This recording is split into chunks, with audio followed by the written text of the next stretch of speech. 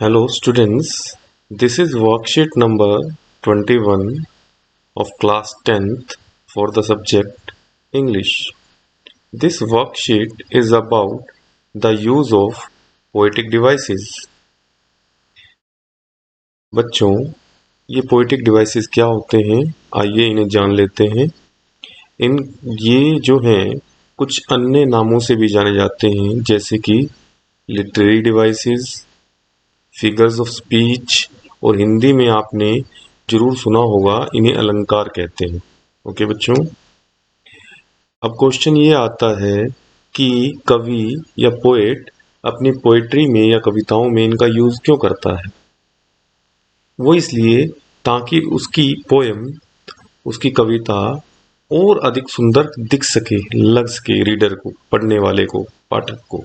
Okay बच्चों, यहाँ पर हम दो पोएटिक डिवाइसेस सीखेंगे। First is alliteration and second is symbol. Okay बच्चों, तो पहला है एलिट्रेशन। वह क्या होता है वो जान लें। एलिट्रेशन को हम हिंदी में अनुप्रास अलंकार कहते हैं। पहले इंग्लिश में देखते हैं एक बार। Alliteration is the repetition of consonant sound at the beginning of words in a line of poetry. Alliteration अर्थात अनुप्रास अलंकार कॉन्सोनेंट साउंड की रिपीटिशन होती है। कहां पर होती है? वर्ड्स के बिगिनिंग में, अर्थात वर्ड्स के शुरुआत में, किसी पोएट्री की लाइन में, या हो सकता है किसी प्रोज की लाइन में। ओके बच्चों, there is no specific rule about how many words spacing there should be between the repeating sounds. और यह कोई निश्चित नियम नहीं है कि रिपीटिंग साउंड्स में कितने वर्ड्स आएंगे, ऐसा कुछ निश्चित नहीं है। इसे हम एग्जाम्पल के माध्यम से समझते हैं, तभी हमें ये समझ आएगा बच्चों।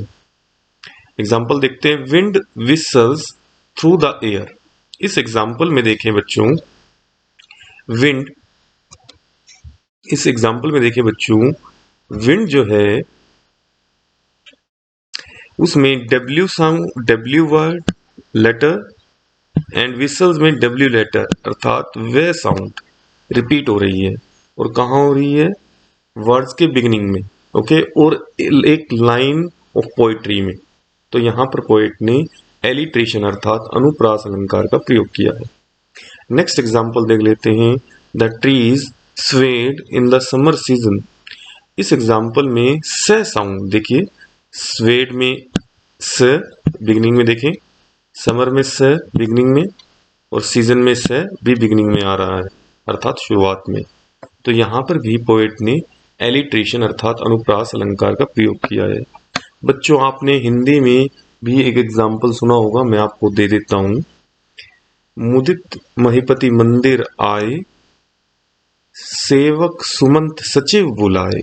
इस वाक्य में आप देखें, मैं साउंड और स साउंड रिपीट हो रही है।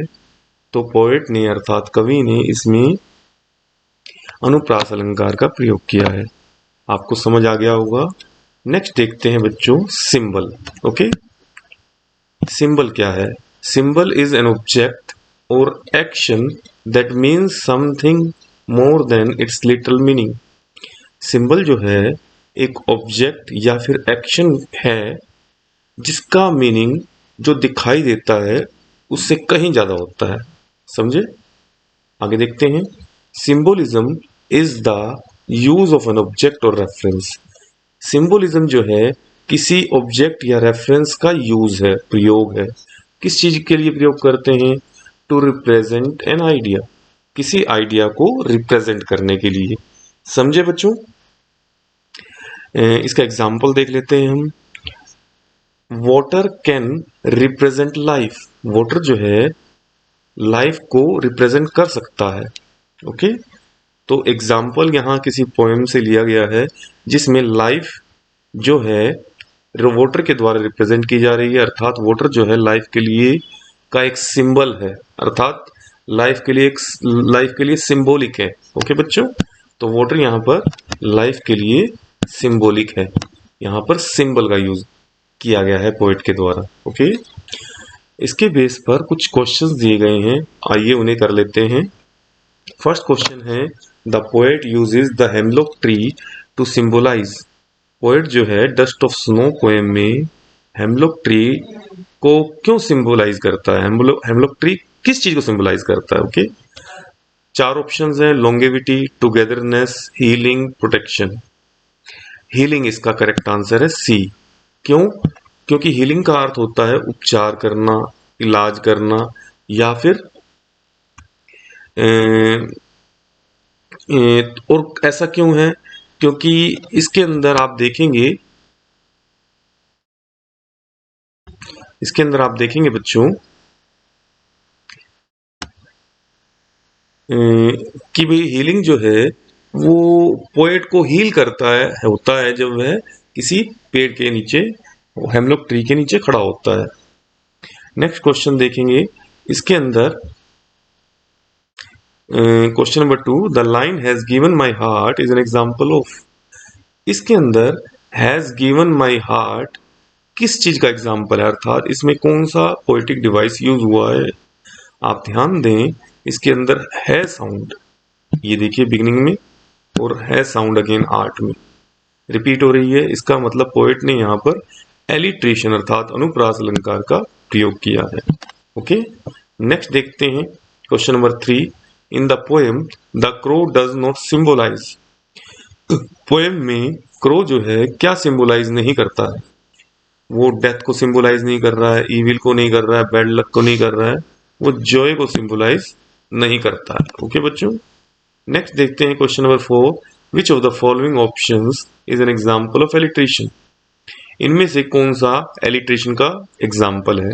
इसका आंसर बच्चों डी है।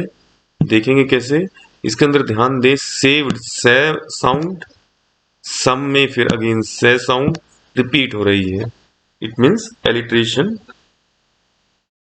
इसका बेस्ट एग्जांपल यही है इन ऑप्शंस में। क्वेश्चन नंबर 5 देखते हैं, how would you describe the tone of the poem in the second stanza. Second stanza में कौन सी second stanza? Dust of snow की।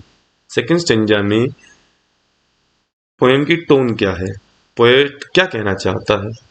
वह देखिए सैड, ग्लूमी और डिप्रेस्ड, इन तीनों का अर्थ है निराशा या उदासी।